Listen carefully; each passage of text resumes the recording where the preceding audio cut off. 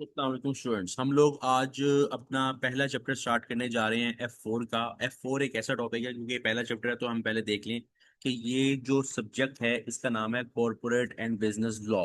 Basically ये law related chapter है, और लॉ क्या होता है ऑब्वियसली हम इस चीज को ही समझेंगे पहले चैप्टर के स्टार्ट पे।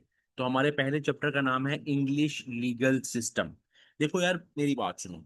आपके ऑब्वियसली मुल्क में बहुत से ऐसे मामलात हो जाते हैं जिन मामलात के बाद ये जरूरत पेश आती है कि तीसरे बंदे को बीच में इन्वॉल्व होना पड़े।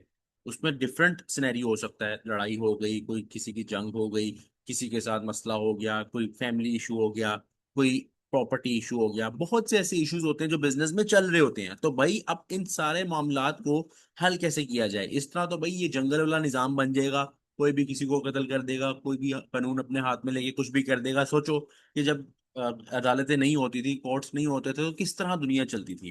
कौन उस सारे मामलात को ठीक से तरीके से लेके चलता था? तो इस चीज को समझने के लिए सबसे पहले समझते हैं कि लॉ जो है ये है क्या। तो मैंने जिस तरह बताया, बेसिकली लॉ क्या है कि बेसिकली जो गवर्नमेंट होती है वो बेसिकली पहले ही गवर्नमेंट क्या करती है, गवर्नमेंट ने रूल सेट किए हुए हैं, लीगल सिस्टम ने रूल सेट किए हुए हैं। वो डिफाइंड थिंग्स हैं कि उन्होंने बताया है कि यार ये चीज करोगे तो गलत है, ऐसे करोगे तो ये गलती की सजा भी मिल सकती है, ये चीज गलत है, गलती की सजा भी मिल सकती है, और ज्यादा मसले में जेल भी जाना पड़ सकता है। अब ऑब्वियसली हमें पता है कि नॉर्मल जराइम होते हैं, हम अपने ये बड़ा प्रैक्टिकल सा सब्जेक्ट है, इसको प्रैक्टिकल लेके समझना है। कि समझो कि अगर फॉर एग्जाम्पल एक पर्सन है, मिस्टर ए ने मिस्टर बी को मर्डर कर दिया। ऑब्वियसली अब इसके इसने जो गलती की है इसके बदले इसको यहाँ पे ऑब्वियसली पेनल्टी मिलना या इसको जेल जाना ये जरूरी है। लॉ बेसिकली कैसे आया कि लॉ ने देखा कि दो बंदों में मसले हो रहे हैं या किसी बंदे ने गलत किया है, तो अब लॉ बीच में आ रहा है। इसलिए लॉ की डेफिनेशन क्या है? The principle and regulations established in the community by some authority. यानी बेसिकली कुछ रूल्स हैं जो एस्टेब्लिश हुए हैं कम्युनिटी में by some authority and applicable to its people. और वहां पे मुल्क में, उस मुल्क में रहने वाले लोगों पे वो चीज अप्लाई हो रही है, whether in the form of legislation और of custom and policies recognised and enforced by judicial decision. Basically definition को आसान करके समझते हैं कि बेसिकली वो रूल्स जो अप्लाई कर दिए गए हैं कि फॉर एग्जाम्पल अगर किसी ने ऐसा किया, जो कि ऑब्वियसली देखा जाएगा कि गलत किया भी है या नहीं किया, अगर किसी ने किसी के खिलाफ केस किया है तो पहले उसका पूरा एक सिस्टम होता है। ये नहीं कि मैंने मैंने बोल दिया कि इस बंदे ने मेरे घर चोरी की और तुम जाके उसको जेल डाल दो, ऐसा नहीं है। ये प्रॉपर सिस्टमेटिक वे में इस सारी चीजों को देखा जाता है, और उस सिस्टमेटिक वे के थ्रू फाइनल फैसला होता है कि यार ये चीज किस तरह, बेसिकली लॉ इंप्लीमेंट करता है उस चीज पे कि किस तरह लेके चलनी है। अब थोड़ा सा बैकग्राउंड की बात करते हैं, थोड़ी सी बैकग्राउंड की बात करते हैं। जब लॉ नहीं था, जिस वक्त लॉ नहीं था, फॉर एग्जाम्पल दो बंदे हैं, एक मिस्टर ए है और एक मिस्टर बी है, इसके दरमियान फाइट होती है, इन दोनों के दरमियान फाइट हो जाती है। अब इनकी फाइट को खत्म करने के लिए, इनके झगड़ों को खत्म करने के लिए थर्ड पर्सन को, एक मिडिल पर्सन को बीच में आना पड़ता है। और आपको पता होगा, देसी लिहाज से अगर आप थोड़ा सोचो तो पंचायत का आपने नाम सुना होगा। इधर पाकिस्तान इंडिया में पंचायत का बहुत निजाम रहा है कि अगर कोई मसला हुआ है तो बहुत से लोग मिलते थे, गांव के बड़े लोग मिलते थे, और वो ज्यादा सारे, एक टीम होती थी, ज्यादा सारे लोग होते थे बेसिकली जो मिल के उस केस को सुनते थे, और उस केस पे बेसिकली कोई ना कोई फाइनल फाइंडिंग्स निकालते थे, देखते थे कौन गलत है कौन ठीक है, फैसला जो भी होना होता था वो हो जाता था।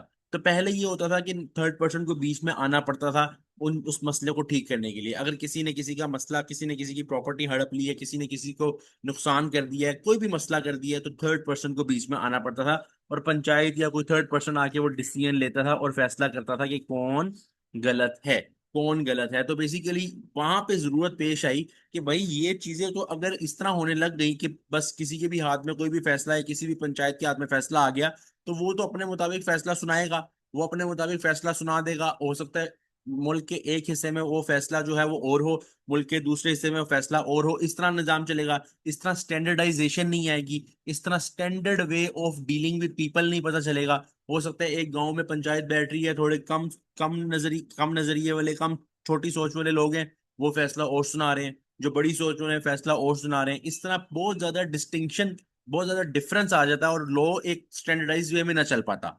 तो बस बेसिकली मसला ये है कि कम्युनिटी में अगर कोई गलती हो रही है, किसी भी कम्युनिटी में कोई गलती हो रही है, तो जरूरत पेश आई कि कोई ना कोई अथॉरिटी हो। तो वहां पे लॉ ने जन्म लिया, वहां पे लॉ ने जन्म लिया। तो अब हमने इसको लॉ को समझना है, आगे जाके प्रॉपरली हमारे पास डिफरेंट लिहाज से होंगे। कुछ ऐसे लॉ होंगे जो जनरली फैमिली लॉज होंगे, कुछ ऐसे होंगे जो क्रिमिनल लॉज होंगे, कुछ काफी चीजों को हम समझेंगे। तो सबसे पहले हम स्टार्ट करने जा रहे हैं टाइप्स ऑफ लॉ। सबसे पहले हम स्टार्ट करने जा रहे हैं टाइप्स ऑफ लॉ, जिसमें हमारे पास पहला क्या है, common law and equity. Common law and equity. और कॉमन लॉ के आगे मैंने एरो बना के बोला पंचायत। वैसे तो यूके में पंचायत वगैरह वाला निजाम नहीं है, वो तो यहाँ पे है, लेकिन कॉमन लॉ को समझते हैं। कॉमन लॉ क्या था? आज से बहुत साल पहले, यानी सैकड़ों साल पहले क्या होता था कि फॉर एग्जाम्पल जो पूरे मुल्क में क्या कहते हैं, कोई भी मसला हुआ, कोई भी मसला हुआ, दो बंदों में मसला हुआ या कहीं मसला हुआ, तो वहां पे कोई थर्ड पर्सन बीच में आ गया, थर्ड पर्सन बीच में आ गया। कोई जजेस हैं वो ट्रेवल करते थे कंट्री में कि कहीं मसला है, तो वो देखते थे हाँ यहाँ मसला है, वो जाके फैसला वगैरह करते थे। तो कॉमन लॉ जस्ट जितना आप देसी लेवल पे समझ लो पंचायत वाला हिसाब होता है, वैसे ये हिसाब यूके में भी रहा है, क्योंकि ऑब्वियसली हम यूके लॉ पढ़ रहे हैं, लॉ देख रहे हैं। ठीक है। तो अब बेसिकली होता क्या था कि ये डेवलप किया गया था लोकल लोगों में ही, यानी local customs, develop from local customs के। लोकली जो है ना जजेस जो थे वो, या लोग थे जो वो विजिट करते थे, देखते थे यहाँ मसला है, उसका मसला जाके सुलझा दिया, उसका मसला जाके देख लिया, इसका मसला जाके देख लिया। तो इस सिस्टम में ये कॉमन लॉ बेसिकली चल रहा था। हाँ, इसके आगे लिखा हुआ है introduce the system of president. President का मतलब ये होता है, प्रेसिडेंट समझ लो एक किताब होती है, प्रेसिडेंट समझ लो एक किताब है, जिसमें अगर फॉर एग्जाम्पल आज एक मसला आया, आज एक मसला आया, अब मुझे पता है कि आज से पहले ये मसला कभी नहीं आया। फॉर एग्जाम्पल पहली मर्तबा जब किसी ने चोरी की होगी, किसी ने फॉर एग्जाम्पल मिस्टर ए ने मिस्टर बी का मोबाइल चोरी कर लिया, मिस्टर ए ने मिस्टर बी का मोबाइल चोरी कर लिया। अब हुआ ये कि मिस्टर ए ने जब मिस्टर बी का मोबाइल चोरी किया, अब इसकी सजा लॉ में पहले तो नहीं लिखी होगी ना।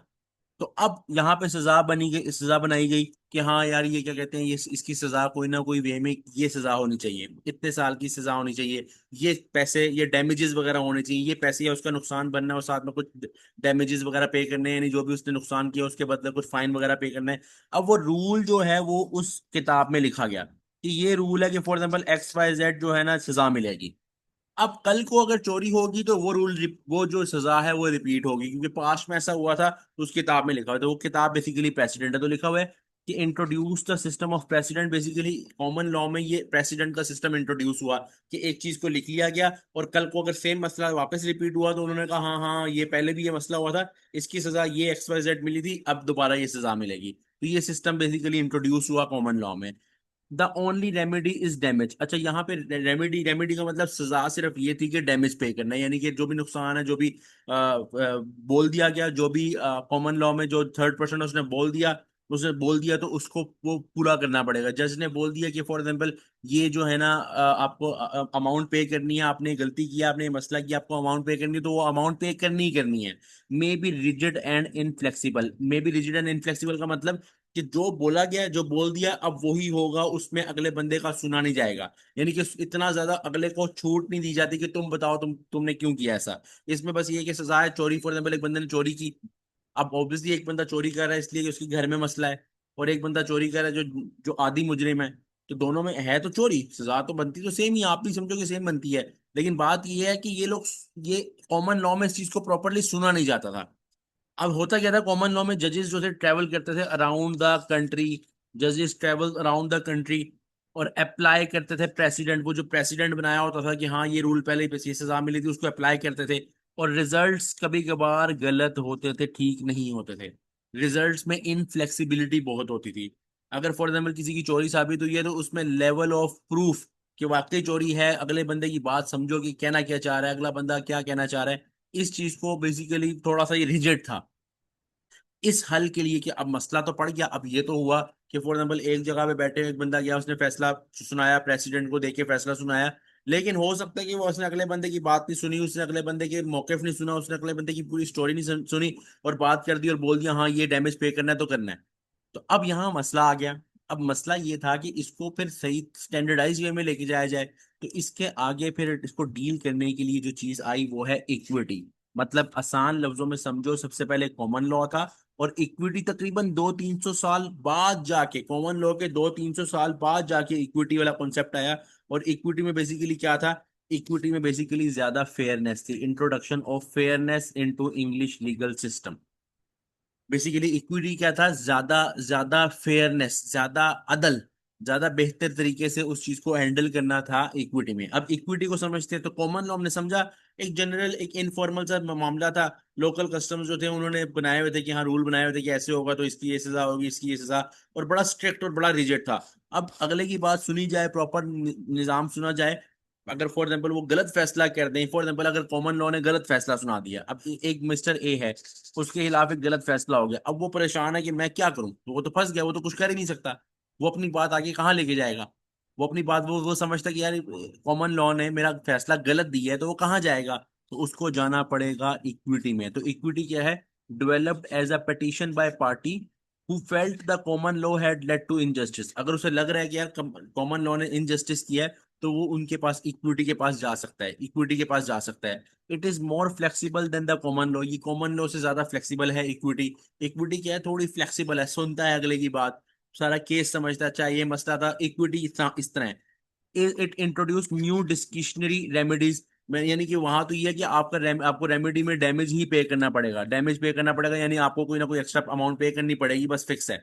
लेकिन यहाँ पे ये है कि केस टू केस, उन्होंने देखा कि केस टू केस समझा, अच्छा इसका ये मसला है, चलो इसका छोटा मसला है, कोई बात नहीं, आप सिर्फ जो आपने पैसे चोरी किए हैं वो वापस कर दो, बस इसके अलावा कोई सजा नहीं है, ठीक है, ये वो कर सकते हैं। इंजक्शन स्पेसिफिक परफॉर्मेंस, बेसिकली वो कह सकता है कि तुम्हें ये स्पेसिफिक चीज करनी पड़ेगी, इससे तुम्हारी सजा खत्म हो जाएगी। तो बेसिकली क्या है कि थोड़ा सा इजी, थोड़ा समझ के, केस टू केस समझ के उसको बेसिकली अप्लाई करवाना, ताकि जो है ना फेयरनेस ज्यादा हो। यानी एक बंदा है जिसने 10 कत्ल किया और एक ने एक कत्ल किया, तो दोनों की सजा में फर्क हो, ठीक है। यानी डिफरेंट सिनेरियो में डिफरेंट, आपको इतने डिटेल में जाने की जरूरत नहीं है कि आप ऑब्वियसली आप एलएलबी नहीं कर रहे, आपने एससीसी के मुताबिक लॉ करना है, तो आपने इतना समझना है कि ये चीजें जो है क्या है, बस ये चीज समझनी है। तो कॉमन लॉ से ज्यादा बेहतर लेवल क्या है? इक्विटी का। कॉमन लॉ अगर प्रोसीडिंग होगी कॉमन लॉ के बाद, तो लोग इक्विटी के पास जाएंगे।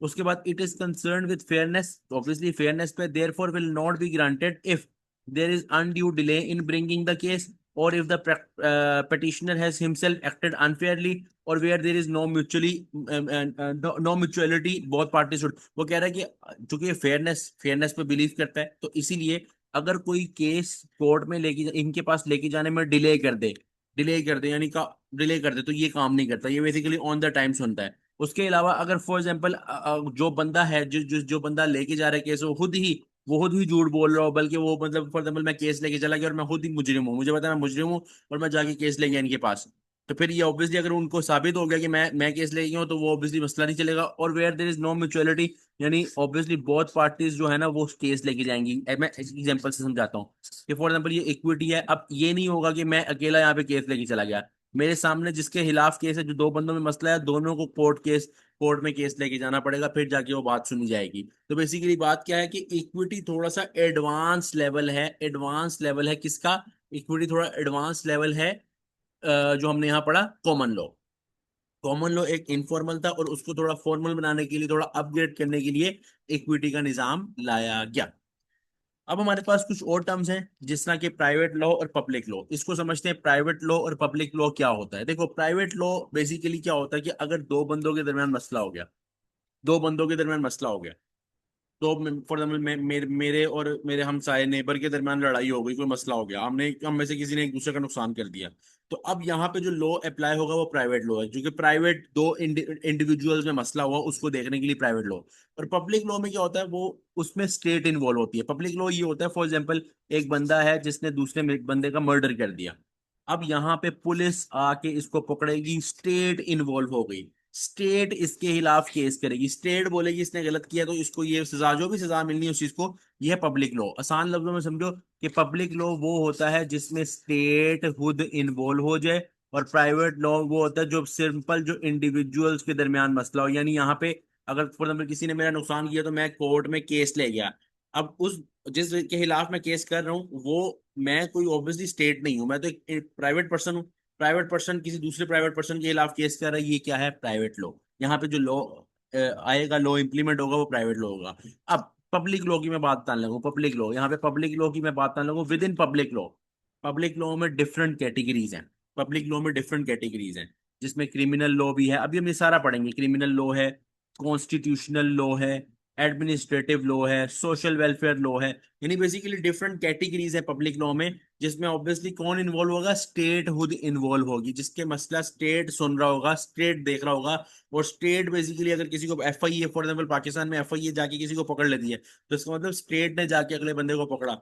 अगला बंदा कुछ गलत कर रहा था, कुछ खतरनाक कर रहा था, तो बेसिकली कुछ कुछ भी करने के लिए उसको पकड़ा, तो बेसिकली एफआईए ने जो पकड़ा इसको, स्टेट इन्वॉल्व हुई अगले बंदे के खिलाफ, तो ये पब्लिक लॉ अब अप्लाई होगा। प्राइवेट लॉ जब दो बंदों की बात हो रही हो। और ये इसलिए किया जाता है ताकि एक डर का माहौल डाला जाए।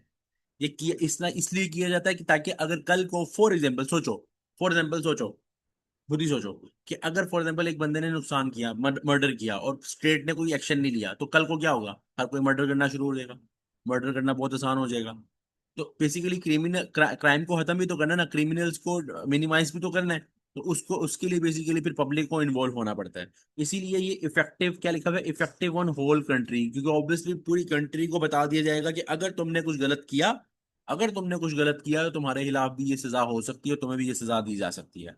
और प्राइवेट लॉ क्या होता है, प्राइवेट लॉ को भी थोड़ा पढ़ लेते हैं। लॉ बिटवीन इंडिविजुअल्स, दो इंडिविजुअल्स में मसला है उसके दरमियान जो लॉ आएगा, इसमें क्या होता है, जैसे general contract law, family law, land law, probate यानी कोई प्रॉपर्टी का कोई मसला उससे रिलेटेड लॉ, या कंपनी लॉ, बिजनेस रिलेटेड कोई मसला है, कॉर्पोरेट रिलेटेड कोई मसला है, वो लो। तो प्राइवेट में बेसिकली स्टेट इन्वॉल्व नहीं होती, कोई मसला आ जाता है कंपनी के साथ, कंपनी में मसला आ गया, लैंड से रिलेटेड मसला आ गया, जायदाद का कोई मसला आ गया, कोई प्रोबेट प्रॉपर्टी रिलेटेड मसला आ गया, कोई फैमिली रिलेटेड लॉ आ गया, कोई मसला हो गया, कोई कॉन्ट्रैक्ट लॉ हो गया। बेसिकली वो लॉ है जो प्राइवेटली दो इंडिविजुअल्स में इम्प्लीमेंट हो रहा होता है। तो एक हो गया प्राइवेट लॉ और एक हो गया पब्लिक लॉ। इस प्राइवेट और पब्लिक को समझने के लिए मैं एक आगे टर्म लेके आया हूँ। दो टर्म्स है, एक हमारे पास है क्रिमिनल लॉ, एक हमारे पास है क्रिमिनल लॉ, ये देखो क्रिमिनल लॉ, और एक हमारे पास है सिविल लॉ। अब हमने इसको समझना है, जो कि जिसको मैं प्राइवेट और पब्लिक से रिलेट करूंगा। ये दो टर्म्स आपने बड़े अच्छे तरीके से समझनी है। अगर आपको पब्लिक और प्राइवेट समझ आ गई है, तो इस जितना बेहतर ये समझ आया उतना बेहतर ये आगे समझ आ जाएगा। देखो, एक होता है क्रिमिनल लॉ और एक होता है सिविल लॉ। जो क्रिमिनल लॉ है वो basically related to public law है, जो ऊपर हमने पब्लिक पढ़ा। यानी कि क्रिमिनल लॉ है कि किसी ने अगर क्राइम किया, तो बेसिकली वो लॉ इसलिए रखा गया है ताकि पूरे पूरे कंट्री में डर का माहौल रहे कि यार ये चीज जो लॉ है, ये मसला है, अगर ये कल को किसी ने मसला किया, तो पब्लिक तो यहाँ पे स्टेट ये एक्शन ले सकती है। और सिविल लॉ क्या होता है, बेसिकली जहाँ पे जो जो प्राइवेट लॉ हो, यानी कि फॉर एग्जांपल जो दो इंडिविजुअल्स हैं उनके दरमियान डिस्प्यूट को खत्म करने के लिए, उनके दरमियान मसला खत्म करने के लिए। तो मैंने यहाँ पे कुछ बातें लिखी हुई हैं जो कि दोनों से रिलेटेड है, तो हम इन सबको समझते हैं एक एक करके। पहली चीज, देखो क्रिमिनल लॉ में क्या लिखा है, पर्पस क्या है, देखो मैंने क्या लिखा है, जरा गौर से इस चीज को समझना। अच्छा, देखो क्रिमिनल लॉ में मैंने क्या लिखा है, पर्पस क्या है, is that no one do anything so that state enforce on him. Basically ये क्या है, पर्पस ये है कि कुछ कोई कोई कुछ गलत एक्शन ना करे। नो वन डू एनीथिंग का मतलब कि एनी ऐसी चीज जो गलत हो, तो कोई भी कोई गलत काम ना करे, मुल्क के अंदर रहते हो कोई गलत काम ना करे। अगर गलत काम किया तो स्टेट जो है एनफोर्स ऑन हिम, यानी स्टेट उस पे केस कर सकती है। तो बेसिकली क्रिमिनल लॉ क्या होता है कि डरा के रखना अगले को कि भाई ये मसला अगर तुमने किया तो स्टेट के पास राइट है, स्टेट कल को केस कर सकती है। और प्राइवेट लॉ का पर्पस क्या है, is to settle the dispute between individuals and provide remedies. Basically ये है कि कोई मसले मसाइल जो इंडिविजुअल्स के दरमियान आ रहे हैं उनको डील करना, बेसिकली उनके डिस्प्यूट्स को खत्म करना, उनको सेटल करना, ये सिविल लॉ का पर्पस है। And to provide remedies, basically बताना कि यार अब यहाँ पे क्या सजा होगी, यहाँ पे अगले बंदे को क्या पे करना पड़ेगा, जो जो गलत है उसको क्या रेमेडी पे करनी पड़ेगी। रेमेडी का मतलब उसको फाइन क्या पे करने पड़ेंगे, पेनल्टी क्या पे करनी पड़ेगी। उसके बाद उसके बाद ऑब्वियसली ऑब्वियसली क्या कहते हैं, हम उनको डरा के रखने की पेनल्टी ऑन बैड डीड्स, यानी कि अगर कोई गलत काम किया तो ऑब्वियसली उनको डरा के रखने का कोई मसला ना करे। अब यहाँ हमने देखना है एक और चीज, बड़ी इंपॉर्टेंट चीज है जो है ना, क्रिमिनल लॉ। जो है ना क्रिमिनल लॉ, एक है सिविल लॉ, एक है क्रिमिनल लॉ। इन वर्ड्स का बड़ा पक्का पता होना चाहिए। क्रिमिनल लॉ और सिविल लॉ की बातें हम देख रहे हैं। तो क्रिमिनल लॉ में यानी क्या लिखा हुआ है, case brought forward by state in the name of crown. Basically queen की बात करें कि क्वीन क्वीन जो है बेसिकली उसके नाम पे केस जाएगा, क्योंकि क्वीन कौन है, बेसिकली जो ऑब्वियसली वहां की स्टेट। अब तो यार ऑब्वियसली यूके में अगर देखा जाए तो अब किंग किंग आ गया हुआ है, ऑब्वियसली उसको वो देख रहा है सारा। लेकिन ये क्या है कि कुछ किताबों में आप क्वीन देखोगे, कुछ किताबों में किंग देखोगे, समझ लेना कि बात एक ही है। स्टेट बेसिकली स्टेट को रिप्रेजेंट कर रहा है, तो बेसिकली क्योंकि केस जो है वो कौन लेके आ रहा है, स्टेट लेके आ रहा है। और वहां लिखा होगा कि क्वीन जो है, क्वीन जो है वो केस कर रही है इसके खिलाफ, यानी स्टेट जो है वो केस कर। और इसको रिपोर्ट भी इस तरह किया जाता है, रिपोर्टेड एज क्या लिखा हुआ है, रेजाइना वर्सेस जो भी बंदा है, मिस्टर एक्स जो भी बंदा है उसके बारे में लिखा जाएगा। तो बेसिकली बात क्या है, बात क्या है कि ये जो रजाइना है, रजाइना का बेसिकली लैटिन मतलब फॉर क्वीन ही है। लैटिन फॉर क्वीन मतलब बेसिकली रजाइना का मतलब क्वीन ही होता है। तो क्वीन वर्सेस जो भी मिस्टर एक्स बंदा है उसका नाम लिखा जाएगा, उस केस को इस तरह रिप्रेजेंट किया जाएगा कि वो क्वीन ने, यानी कि वहां के किंग ने या क्वीन ने केस किया है इस बंदे के खिलाफ, यानी आसान लफ्जों में स्टेट ने केस किया है इस बंदे के खिलाफ। ठीक है।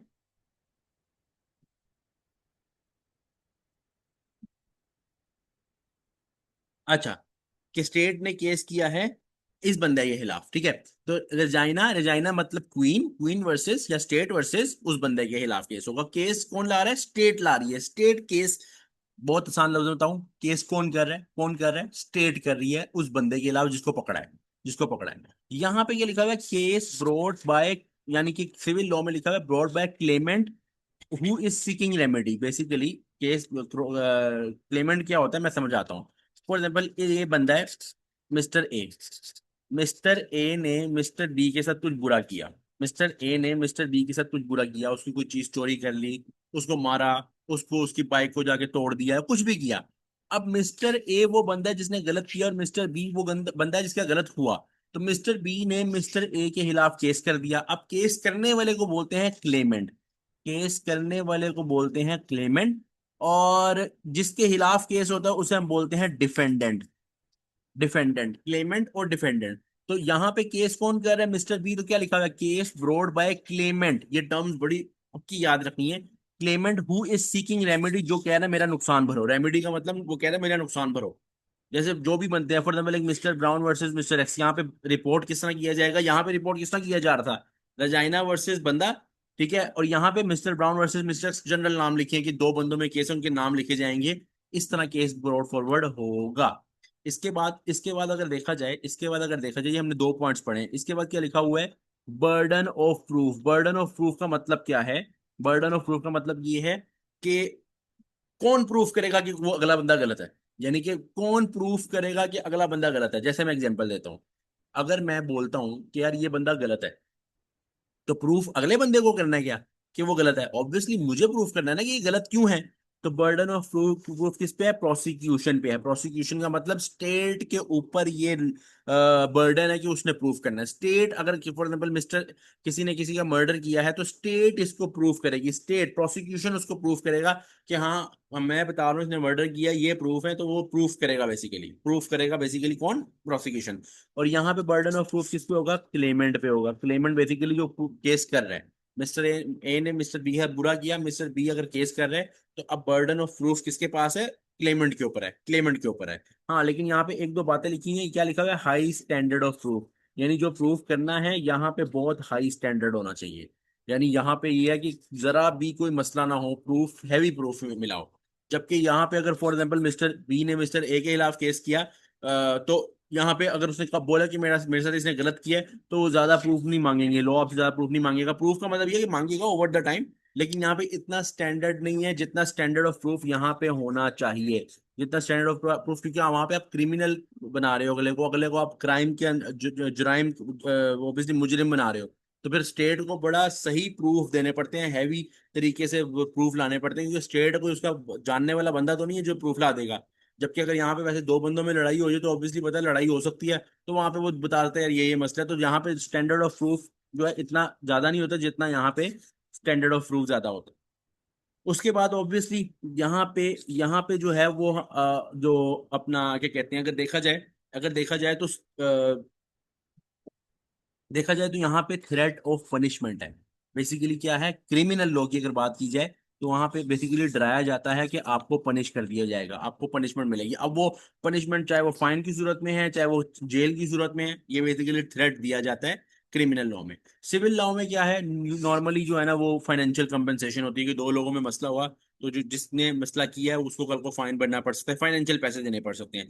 पे द डैमेजेस और स्पेसिफिक परफॉर्मेंस, बेसिकली उसको कोई ना कोई चीज करनी पड़ सकती है, उसको कोई ना कोई प्रोबेबल डैमेजेस करने पड़ सकते हैं। जनरल उसको जो है ना वो बेसिकली जो नुकसान किया वो पे करना पड़ सकता है, उसके ऊपर एक्स्ट्रा फाइन पे करना पड़ सकता है। बेसिकली ये चीज है। तो यहाँ पे फाइन और इम्प्रिजनमेंट, यहाँ पे जेल हो सकती है, यहाँ पे क्या डैमेजेस पे करने पड़ सकते हैं। तो प्राइवेट लॉ और पब्लिक लॉ को बेसिकली डिफरेंट तरीके से, सही तरीके से समझना बड़ा जरूरी है। और प्राइवेट मतलब सिविल लॉ, और पब्लिक यानी criminal law.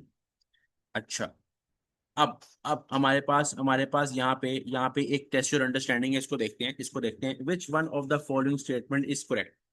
The aim of criminal law, criminal law की बात हो रही है, क्रिमिनल लॉ यानी क्रिमिनल लॉ यानी public law, criminal crime, crime से पब्लिक, पब्लिक लॉ, ठीक है। वो कह रहा है एम पब्लिक लॉ है to regulate the behaviour within the society by the threat of punishment. बिल्कुल ठीक बात है। मैंने क्या बताया था, थ्रेट ऑफ पनिशमेंट। आप बेसिकली बिहेवियर को बेहतर कर सकते हो, चीजों को सही बेहतर कर सकते हो इस डर का माहौल डाल के, थ्रेट ऑफ पनिशमेंट देके। तो ए ऑप्शन ही ठीक है, बाकी भी पढ़ते हैं। The aim of the criminal law is to punish offenders वगैरह। एम क्या कि बस अगले को पनिश करना, नहीं भाई। ये एम नहीं है कि अगले को पनिश कर दो, पहले अगले की सुनो। अगर वो फॉर एग्जाम्पल उसका कोई मसला नहीं है तो उसको छोड़ दो। तो ये नहीं है कि वो बस पनिश ही करते रहे। The aim of criminal law is to provide the means whereby injured person may obtain compensation. Compensation का मतलब वो कह रहा है कि वो जो पर्सन है वो कंपनसेशन लेगा। ये क्रिमिनल लॉ में नहीं था, ये सिविल लॉ में था। ये सिविल लॉ में था कि अगर कोई मसला आता है तो वो जो इंजर्ड पर्सन है वो उसको बेसिकली कंपनसेशन मिलेगी। वो जो कंपनसेशन वाला पॉइंट है वो हमने कहाँ पढ़ा था, सिविल लॉ में पढ़ा था। The aim of criminal law is to ensure that the will of the majority is impose upon minority. ऐसा कोई पॉइंट हमने नहीं पढ़ा। ऐसा कोई पॉइंट हमने नहीं पढ़ा जिसमें हमने कहा मेजोरिटी को, मेजोरिटी की सुनी जाए और मेजोरिटी का हक ज्यादा है मिनोरिटी से। ऐसा कोई हमने सिनेरियो नहीं पढ़ा। ए इसका ऑप्शन होगा। आगे आगे हमारे पास यहाँ पे एक पॉइंट है, लिखा हुआ है the main English civil code. ये बेसिकली एक सिस्टम है कि किस तरह ये सारी चीजें होती है। तो हम इसको नीचे से ऊपर की तरफ पढ़ेंगे। हम इसको यहां से पढ़ना शुरू करेंगे। तो एक हमारे पास होती है मजिस्ट्रेट कोर्ट, ये जरा गौर से समझना। एक हमारे पास होती है मजिस्ट्रेट कोर्ट और एक हमारे पास होती है काउंटी कोर्ट। और ये हम जो पढ़ रहे हैं अभी कहाँ किसमें पढ़ रहे हैं, सिविल कोर्ट में। यानी अभी हम सिविल कोड को देख रहे हैं। सिविल को मैं एक दफा तुम्हें दिखा दूं, ये वाला सिविल लॉ से रिलेटेड है। अभी हम क्रिमिनल रिलेटेड नहीं पढ़ रहे। सिविल मसले, जो जनरल मसले होते हैं, जो प्राइवेट मसले होते हैं, जो कि जिनका क्राइम से, स्टेट से ताल्लुक नहीं, जो दो लोगों में मसले हो गए, उनकी बात की जा रही है। तो यहाँ पे हमारे पास अगर कोई मसला होता है दो बंदों में, जैसे फॉर एग्जाम्पल एक ये बंदा है और एक ये बंदा है।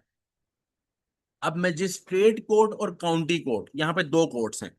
अब मजिस्ट्रेट कोर्ट वो है जहां पे क्रिमिनल, अब मैंने तुम्हें बोला क्रिमिनल तो यहाँ पे पढ़ना ही नहीं हमने, लेकिन यहाँ क्या क्या बताना है मैंने। मजिस्ट्रेट कोर्ट वो है जहां पे मेनली तो क्रिमिनल ही जाते हैं, लेकिन क्रिमिनल कोर्ट हमने आगे पढ़ना है अभी कि क्रिमिनल कोर्ट के लिए कौन कौन सी कोर्ट्स है। लेकिन इसी मजिस्ट्रेट कोर्ट में कहीं कहीं सिविल मसले भी जाते हैं। यानी कुछ खास मसले हैं सिविल के जो मजिस्ट्रेट कोर्ट में जाएंगे। क्रिमिनल अभी हमने पढ़ना है, नो डाउट मजिस्ट्रेट कोर्ट जो है वो क्रिमिनल को डील करता है वो, लेकिन अभी हमारा काम नहीं है। तभी उसने क्या लिखा हुआ है, see the section on criminal court. Basically criminal court एक रहता सेक्शन है जिसको हमें देखना है, लेकिन हमारा सिविल से ताल्लुक है। तो कुछ सिविल मसले भी ऐसे हैं जो मजिस्ट्रेट कोर्ट देखता है। जैसे for example such as contract orders, adoption, maintenance. There are also powers of recovery of council tax arrears and charges of water gas. Basically ये स्पेसिफिक मसले हैं, जो मजिस्ट्रेट कोर्ट देखेगा। इन मसलों को आपने पक्के याद रखना है। बेसिकली इसको ज्यादा टेंशन लेके नहीं याद रखना, इजी होके, मतलब बेसिकली ये तीन चार मसले हैं जिनको मजिस्ट्रेट कोर्ट देखेगा। जिसमें थोड़े बहुत, जैसे फॉर एग्जांपल एडॉप्शन का मसला है, जैसे कॉन्ट्रैक्ट ऑर्डर का मसला है, जैसे मेंटेनेंस का मसला है, या कोई मसला ऐसा आया कि टैक्स का मसला आ गया, टैक्स एरियर्स का कोई गैस का बिल, वाटर, इलेक्ट्रिसिटी के बिल का कोई मसला आ गया, तो मजिस्ट्रेट कोर्ट देखेगा। अच्छा, काउंटी कोर्ट क्या है, अब मजिस्ट्रेट कोर्ट में हमने क्या देखा कि criminal, mainly magistrate court criminal law के लिए, लेकिन कुछ सिविल मसले भी देखते हैं। इसका मतलब मजिस्ट्रेट कोर्ट का ताल्लुक सिविल और क्रिमिनल दोनों से है। मजिस्ट्रेट कोर्ट का ताल्लुक सिविल और क्रिमिनल दोनों से, यानी इसका मतलब जब हम क्रिमिनल कोर्ट पढ़ेंगे वहां पे भी मजिस्ट्रेट कोर्ट पढ़ेंगे। हाँ, काउंटी कोर्ट एक ऐसा कोर्ट है जिसमें सिर्फ सिविल मसले ही देखे जाते हैं। First instance civil claims in contract, tort, landlord, tenant, probate and insolvency. ये वो मसले हैं जो कि काउंटी कोर्ट देखता है। वन डिस्ट्रिक्ट जज hears small claims, the hearing is informal and, इस ये स्मॉल क्लेम्स है, ये वाली बात, ये दोनों बातें मैं अभी आपको बताता हूँ। ये नीचे वाली दोनों बातें अभी हमने देखनी है। हमने अभी ये समझना है कि सिविल के जो मसले हैं ना, सिविल लॉ के जो मसले हैं, वो कुछ मसले ऐसे हैं जो मजिस्ट्रेट कोर्ट देखता है, कुछ मसले ऐसे हैं जो काउंटी कोर्ट देखता है। हाँ, मजिस्ट्रेट साथ में क्रिमिनल भी देखता है, लेकिन अभी उसका हमारा ताल्लुक नहीं है, अभी हम सिविल पे बात कर रहे हैं। होता ये है कि जो ये मजिस्ट्रेट कोर्ट है या जो काउंटी कोर्ट है, इसमें फॉर एग्जाम्पल दो बंदों में मसला हुआ, एज्यूम करते हैं दो बंदों में मसला हुआ, कोई भी मसला हुआ, ठीक है, वो इसको काउंटी कोर्ट में ले आए। अगर इनमें से कोई मसला है, कोई टोट, टोट क्या है अभी हमने आगे पढ़ना है, कॉन्ट्रैक्ट, ये जो हम टर्म्स पढ़ रहे हैं ना अक्सर, कॉन्ट्रैक्ट हो गया, टोट हो गया, प्रोबेट, इंसॉल्वेंसी, ये सारे चैप्टर्स हैं आगे। अभी आप लोगों ने इस टेंशन, नॉर्मली ये चैप्टर हम लोग फोकस करते, कभी कभार एंड पे भी पढ़ाते हैं, एंड पे भी पढ़ाते हैं ताकि सारा समझ आ गया हो। तो ये अक्सर यहाँ पे टर्म्स आएंगी कि ये मसला, तो ये सारे मसले हमने पढ़ने हैं। अभी आप लोगों में से मे भी किसी को इंसॉल्वेंसी का ना पता हो, प्रोबेट का ना पता हो, टेनेंट मसले को ना पता हो, टेंशन की जरूरत नहीं है। आप लोग आहिस्ता आहिस्ता ये सारे टर्म समझोगे, या आहिस्ता से हम देखेंगे, अगले हमारे चैप्टर्स इन्हीं के ऊपर हैं। ठीक है, ये जो मसले हैं या ये जो मसले हैं, अब काउंटी कोर्ट ने फॉर एग्जाम्पल इनके तरह कोई मसला आया जो कि इन मसलों में था, तो ऑब्वियसली वो काउंटी कोर्ट जाएंगे। और अगर मजिस्ट्रेट रिलेटेड कोई मसला है तो मजिस्ट्रेट कोर्ट में जाएंगे। अब नॉर्मल वो चले गए। अब यहाँ पे ये है कि फॉर एग्जाम्पल इन कोर्ट्स से मसला हल नहीं हुआ, चाहे वो काउंटी में था चाहे वो मजिस्ट्रेट कोर्ट था, इन कोर्ट से मसला हल नहीं हुआ, तो होगा क्या, केस चले जाएगा ऊपर। केस चले जाएगा ऊपर कहाँ पे, हाई कोर्ट में। यानी अगर छोटी अदालत, जिसमें हम भी यहाँ बोलते हैं ना, ये सेशन कोर्ट है फिर हाई कोर्ट है, यानी छोटे मोटे कोर्ट्स हैं, वहां से मसला हल नहीं हुआ, अगर मसला हल हो गया और दोनों का मसला यहीं पे हल हो गया, मसला ओके हो गया, डन है। लेकिन अगर अगर फॉर एग्जाम्पल मिस्टर बी है, इसने बोला कि मेरे खिलाफ मसला हुआ, इसने, ये बेसिकली क्लेमेंट था, इसने बोला, क्लेम किया कि इसने मेरा नुकसान किया है, जो भी क्लेम किया। अब मिस्टर बी को लगा कि मुझे सही फैसला नहीं मिला, मुझे गलत फैसला मिला है, मेरी नहीं सुनी गई, मेरी बातें नहीं सही से सुनी गई, तो मिस्टर बी जा सकता है हाई कोर्ट के पास, मिस्टर बी जा सकता है हाई कोर्ट के पास, यानी ऊपर अपर कोर्ट पे जा सकता है। अपर कोर्ट क्या है, हाई कोर्ट ऑफ जस्टिस। अब अपर कोर्ट क्या है, ये बेसिकली क्या है, वन हाई कोर्ट जज in the first instance, basically एक हाई कोर्ट जज होता है जो बेसिकली मसला सुन रहा होता है। लेकिन इसमें भी हमारे पास कुछ कैटेगरीज हैं, कुछ कैटेगरीज हैं, यानी वंस आप काउंटी कोर्ट या मजिस्ट्रेट कोर्ट से ऊपर आ गए किसी भी वजह से, आपका मसला, आपको इनजस्टिस मिला, आपको जस्टिस नहीं मिला, आप चले गए ऊपर वाली कोर्ट पे, तो हाई कोर्ट चले गए। हाई कोर्ट में क्या है, अब एक आपके पास है, जिसना पहले ये था क्वींस बेंच डिवीजन, अब ये किंग्स बेंच डिवीजन बन गया, ऑब्वियसली क्वीन, क्वीन जो है वो अल्लाह को प्यारी हो गई तो किंग्स बन गया। ठीक है, तो अब जरा गौर से, एक मिनट, अब जरा गौर से समझो, जरा गौर से समझो। तो अब ये किंग्स बेंच डीएन क्या करता है, first instance cases of contract and tort, यानी कॉन्ट्रैक्ट या टोर्ट से कोई रिलेटेड मसला होगा, वो ये सुनेगा। सीएसडी यानी चांसरी डिवीजन जो है वो land law, trust, company law, partnership law, insolvency, ये सुनेगा, यहाँ से सुने, ये वाले मसले सुनेगा। ठीक है, फैमिली कोर्ट जो है वो मैट्रिमोनियल केसेस सुनेगा, यानी जो भी फैमिली डिवीजन है वो मसले सुनेगा। Each division of high court also has a divisional court which have to appeal other court. Basically बात ये है, सारी बात मैं समझाता हूँ आसानी से, क्योंकि जो लिखा हुआ है वो इतना टेक्निकल लिखा हुआ है। मजिस्ट्रेट कोर्ट में भी जा सकती है बात, और काउंटी कोर्ट में भी जा सकती है, ऐसे ही बेस्ड अपॉन जो भी मसला है, जो भी सिविल मसला है उस पे जा सकती है। वहां पे आपको हक, फैसला नहीं मिला, आपके हक में फैसला नहीं हुआ, आपको लग रहा है कि यार मेरे साथ ज्यादती हुई है, इनजस्टिस हुआ है, आप चले गए हाई कोर्ट के पास। अब हाई कोर्ट देखेगा, हाई कोर्ट देखेगा कि इनमें से कौन सा मसला है, क्या ये किंग्स बेंच डिवीजन का मसला है, क्या ये चांसरी डिवीजन का मसला है, या क्या ये फैमिली डिवीजन का मसला है। जो भी डिवीजन का मसला है, जो भी डिवीजनल मसला है, फिर क्या होगा, हाई कोर्ट बेसिकली जो जज है वो उसके मुताबिक, उस डिवीजन के मुताबिक होगा, जो कि आपको एलोकेट कर दिया जाएगा कि आपका इस डिवीजन का मसला है, इस डिवीजन में वो मसला हल होगा। मे बी आपका आपका मसला है जो लैंड से रिलेटेड है, अब लैंड लॉर्ड से रिलेटेड है, तो आप चांसरी डिवीजन, यानी इस डिवीजन से रिलेटेड बेसिकली आपका मसला है, तो आप इस डिवीजन में जाके अपना फैसला, अपनी बात सुनाओगे। फैसला तो ऑब्वियसली जज देगा, लेकिन आप अपनी बात सुनाओगे। अगर आपका फैमिली रिलेटेड मसला है तो आप फैमिली डिवीजन में जाओगे। तो डिफरेंट डिवीजन्स बनी होती हैं हाई कोर्ट के अंदर जहां पे आप जाते हो। अच्छा, अब अगर आपको लगता है कि हाई कोर्ट में भी मसला हल नहीं हुआ, अगर आपको लगता है कि हाई कोर्ट यानी मजिस्ट्रेट और काउंटी क्रॉस करने के बाद हाई कोर्ट में भी मसला नहीं हुआ, तो फिर इसके ऊपर आता है आपके पास कोर्ट ऑफ अपील, इसके बाद आता है आपके पास कोर्ट ऑफ अपील। यहाँ पे क्या लिखा हुआ है, three lords justice of appeal hear appeals from the high court and county courts. अच्छा, ये अब सुन लो, ये सुन लो। हाई कोर्ट बेसिकली अगर फैसला नहीं कर पा रही, तो फिर उसके बाद ये जाएगा कोर्ट ऑफ अपील के पास। ये डिपेंड करता है, कोई कभी कभार बहुत बड़ा मसला होता है तो वो ऊपर की तरफ जाता है, कभी कभार जो केस करने वाला क्लेमेंट होता है, उसको लग रहा होता है कि बात फाइनल नहीं हुई, फैसला नहीं हुआ, वो अगली कोर्ट में चला जाता है। ठीक है, अब यहाँ पे तीन जज बैठे होते हैं जो देख रहे होते हैं, मसले को सुन रहे होते हैं। हाँ, कभी कभार ये होता है कि आप काउंटी कोर्ट ना डायरेक्ट, यानी काउंटी कोर्ट डायरेक्ट भी अगर ज्यादा बड़ा मसला हो ना, ज्यादा बड़ा मसला हो, तो काउंटी कोर्ट, यहाँ क्या एरो बना हुआ है, काउंटी कोर्ट हाई कोर्ट की बजाय डायरेक्ट कोर्ट ऑफ अपील पे भी जा सकता है। यानी कि हाई कोर्ट तो जा ही सकता है कोर्ट ऑफ अपील पे, लेकिन यहाँ क्या लिखा हुआ है कि काउंटी कोर्ट भी कोर्ट ऑफ अपील पर डायरेक्ट जा सकते हैं। ये जो एरो बना हुआ है, अगर आप इस एरो को देखो तो ये देखो, वो तभी तो वो क्या कह रहा है कि थ्री लॉर्ड्स हैं जो कि अपील सुनते हैं from high court and county courts. Basically county court में अगर कोई बड़ा मसला आ गया है, कोई अर्जेंट मसला आ गया, कोई ऐसा मसला जो बहुत बड़ा है, जो कोई ऐसा काम हो गया जो उनको लग रहा है कि हाई कोर्ट के पास हमने नहीं जाना चाहिए, वो बड़ी कोर्ट पे जाना चाह रहे, तो वो कोर्ट ऑफ अपील के पास जाएंगे।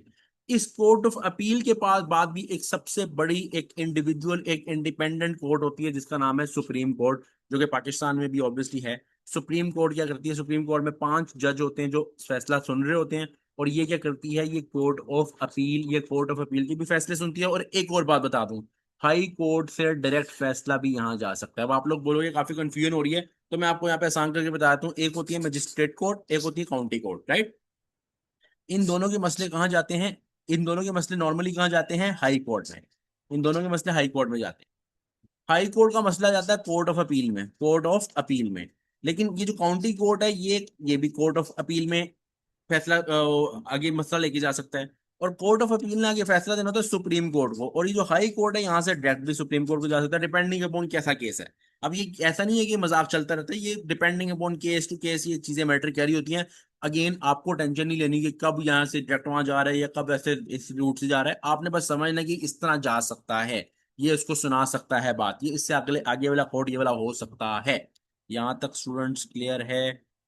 यहाँ तक क्लियर है? अच्छा, काउंटी कोर्ट में मैंने आपको एक बात यहाँ पे बताया था कि इस बात को हम थोड़ा सा समझेंगे। काउंटी कोर्ट के अंदर हमने एक दो चीजें देखी थी जिसको हमने थोड़ा समझना है।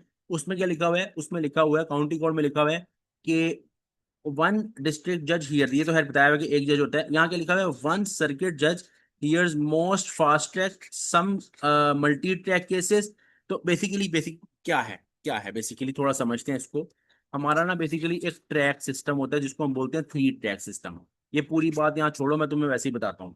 बेसिकली होता है three track system. Three track system क्या होता है?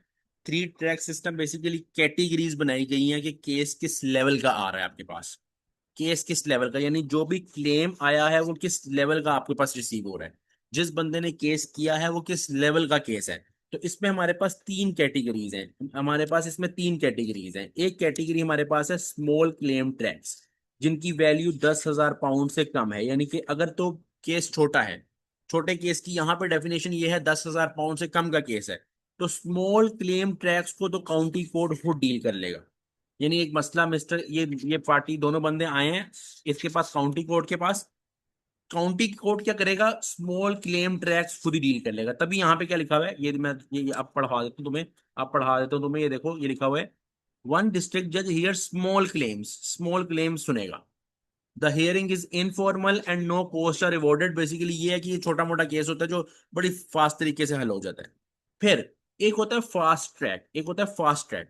फास्ट ट्रैक होता है एक मॉडरेट वैल्यू पे, जो कि 10,000 पाउंड से 25,000 पाउंड तक होता है, जो कि 10,000 पाउंड से 25,000 पाउंड तक होता है।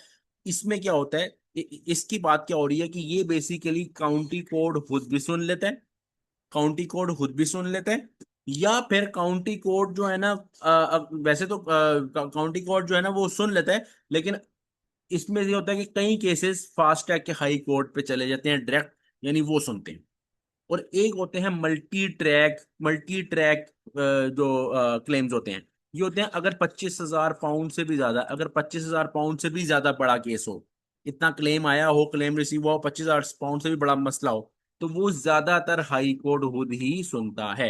यानी देखा जाए तो स्मॉल क्लेम जो है वो काउंटी कोर्ट खुद देख लेगा, फास्ट ट्रैक को काउंटी कोर्ट देखेगा, और बाद में वो हाई कोर्ट को, मतलब कि वो बेसिकली ये है कि कुछ ऐसे केसेस हैं जो खुद सुन लेता है, कुछ वो आगे हाई कोर्ट को रेफर कर देता है कि हाई कोर्ट में जाके सुनाओ।